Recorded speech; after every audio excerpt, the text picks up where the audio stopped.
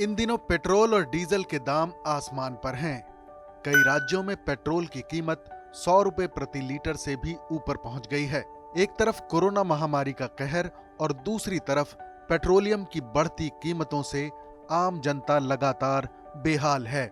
लेकिन अगर सरकार चाहे तो पेट्रोल डीजल के दाम में 4.5 रुपए की कटौती कर सकती है। ऐसा कैसे मुमकिन है, ये हम आपको बताते हैं। दरअसल शुक्रवार को घरेलू रेटिंग एजेंसी इकरा यानी investment information and credit rating agency ने जानकारी देते हुए कहा है कि पेट्रोल और डीजल की खपत में बढ़ोतरी की वजह से सरकार वित्त वर्ष 2020-21 के राजस्व संग्रह पर असर डाले बिना ईंधन के उपकर यानी सेस में 4.5 रुपए प्रति लीटर की कटौती कर सकती है, जिससे महंगाई के दबाव को कम करने में भी मदद मिलेगी। इकरा ने कहा कि 2021-22 में पेट्रोल की खपत में 14% और डीजल में 10% की बढ़ोतरी का अनुमान है। दरअसल इकरा का कहना है कि पिछले साल पेट्रोल डीजल पर टैक्स में इजाफा तो हुआ, लेकिन खपत काफी कम रही। अब इस साल खपत बढ़ने वाली है। ऐसे में अगर सरकार इस साल टैक्स में कुछ कटौती करती है तो उसका रेवेन्यू लगभग पिछले साल जितना ही रहेगा। अगर टैक्स में ये कटौती नहीं होती है तो खपत बढ़ने के साथ ही सरकारी खजाने में ज्यादा रेवेन्यू आएगा।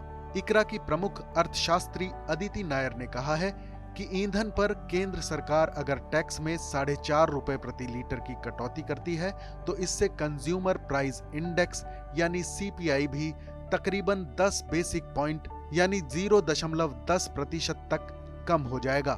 इससे आम लोगों के किचन का बजट ठीक होगा और कंज्यूमर सेंटीमेंट में जल्द रिकवरी देखने को मिल सकती है।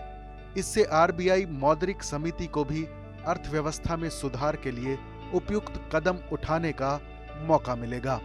अनुमान है कि पिछले साल के मुकाबले वित्त वर्ष 2021-22 में सालाना तौर पर पेट्रोल की खपत 14% और डीजल की खपत 10% तक बढ़ने वाली है।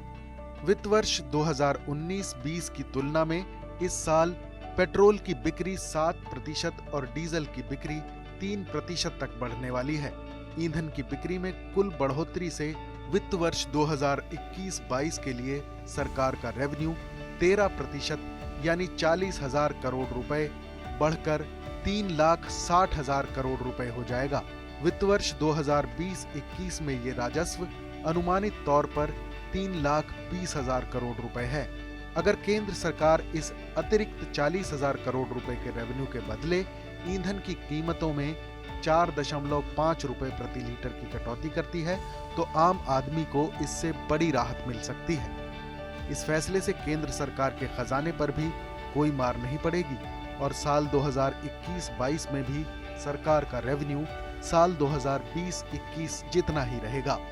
इस खबर पर अपनी राय जरूर बताएं। देश और दुनिया की तमाम बड़ी खबरों के लिए देखते रहें TV9 भारतवर्ष डिजिटल।